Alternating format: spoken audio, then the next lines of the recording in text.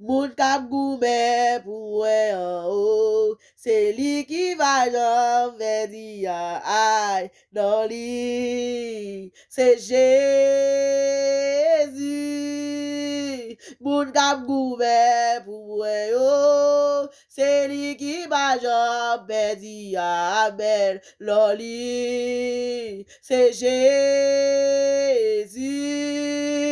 Moun kap mwen dossier bio, c'est lui qui va jamais dire aïe dans lui, c'est Jésus.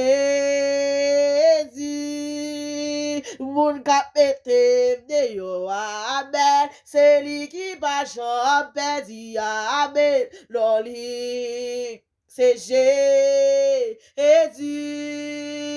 Moun kap mette dehors, c'est lui qui va jamais dire amen dans lui, c'est Jésus. Moun kap mette dehors, amen, c'est lui qui va jamais dire amen dans lui, c'est Jésus. Victoire c'est pour lui, victoire c'est pour lui, victoire c'est pour lui, victoire c'est pour lui.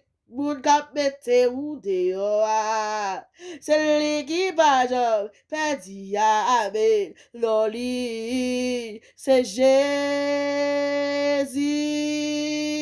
Moun kap goumen pour c'est lui qui va jamais échouer dans lui, c'est Jésus.